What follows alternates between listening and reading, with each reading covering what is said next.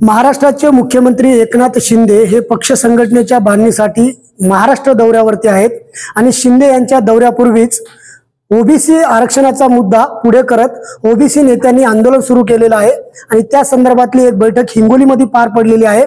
12 बलुतेदार व 18 आलुतेदार संघटनांनी एकत्रित येत शिंदे फडणवीस सरकारच्या विरोधात पुन्हा एकदा एल्गार पुकारलेला आहे। आपल्यासोबत सर्व ओबीसी जनमोर्चाचे पदाधिकारी आहेत। मुख्यमंत्री एकनाथ शिंदे येत्या 10 तारखेला हिंगोलीमध्ये येत आहेत। काय तुमचा इशारा आहे, काय सांगाल? माननीय मुख्यमंत्री हिंगोली दौऱ्याच्या बाळापूर येथे येणार आहेत, परंतु ओबीसी समाजाचा मुद्दा हा आमचा महत्त्वाचा आहे, कारण की पूर्ण देशामध्ये बिहार सरकारने जनगणना करून ओबीसीच्या लोकांना न्याय दिला। त्याचप्रमाणे माननीय मुख्यमंत्र्यांनी ओबीसीची जनगणना महाराष्ट्रात करावी आणि त्यांच्या सरकार बहुमतात आहे, त्यांनी जनगणना करून ओबीसीला न्याय द्यावा, ही आमची प्रमुख मागणी असेल। एकाच रात्रीमध्ये विधानसभेमध्ये घोषणा करून परिपत्रक काढण्यात आलं आणि त्यानंतर 54 लाख नोंदी तपासल्यात। तुमची काय मागणी आहे? मुख्यमंत्री शिंदे हिंगोलीला येत आहेत। आम्ही या ठिकाणी ओबीसी जनमोर्चाच्या वतीनं महाराष्ट्राचे मुख्यमंत्री एकनाथ शिंदे यांना विनंती करतो की जी शिंदे समिती, या न्यायाधीश शिंदे समिती नेमलेली आहे, त्याला कुठलंही घटनात्मक त्याला दर्जा नाही आहे, स्टेटस नाही आहे आणि या समितीचा अहवाल जो आहे आणि जी समिती नेमलेली आहे ते रद्द करावा। कारण कुणबी ज्या नोंदी आहेत ते धनगर समाज असतील, लिंगायत समाज असतील, मारवाडी, जैन सर्वच यांच्या कुणबीच्या नोंदी सापडलेल्या आहेत, म्हणून ही शिंदे समिती रद्द करावी आणि या कुणबीच्या ज्या काही नोंदी सापडलेल्या आहेत याची पारदर्शकपणे आपण अहवाल जाहीर करावा की खरे किती आहेत आणि बोगस किती आहेत। त्यासोबत महाराष्ट्र मागासवर्गीय आयोग जो काही या ठिकाणी गठीत केला गेला होता त्याच्यामध्ये सगळा खेळखंडोबा झालेला आहे आणि एका असे सदस्य आणि या अशा अध्यक्ष केल्या चाललेत की जे ओबीसीच्या विरोधी मानसिकता असलेली लोक आहेत, ज्यांनी यापूर्वी ओबीसीच्या विरोधात भूमिका घेतलेल्या आहेत।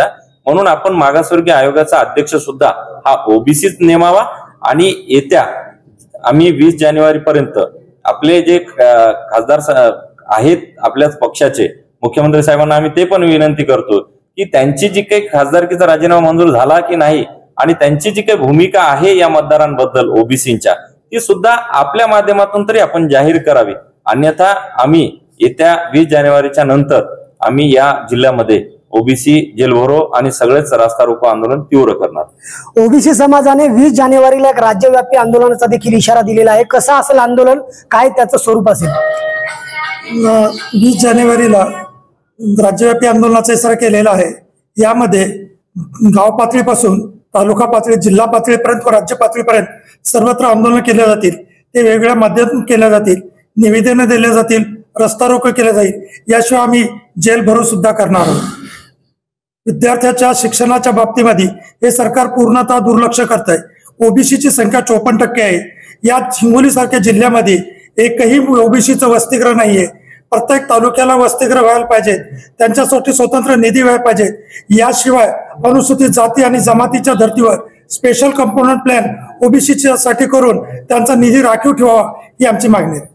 नक्कीच जर आपण जर बघितलं तर महाराष्ट्राचे मुख्यमंत्री हे मराठवाडा दौऱ्यावरती आहेत, परंतु येत्या 10 तारखेला मुख्यमंत्री एकनाथ शिंदे यांच्या नियोजित दौऱ्या अगोदरच ओबीसी समाजाने शिंदे यांना इशारा देत ओबीसी समाजाच्या ज्या प्रमुख मागण्या आहेत त्या मान्य करण्याची मागणी केलेली आहे आणि शिंदेंना इशारा देखील दिला आहे। संदीप नागरे, साम टीव्ही न्यूज, हिंगोली। देश विदेशातील प्रत्येक घडामोडींचे लाईव्ह अपडेट मिळवण्यासाठी आता साम टीव्हीच्या सर्व सोशल मीडिया प्लॅटफॉर्मला लाईक, फॉलो आणि सबस्क्राईब करा। तसंच सर्व नोटिफिकेशनसाठी बेल आयकॉन प्रेस करायला विसरू नका।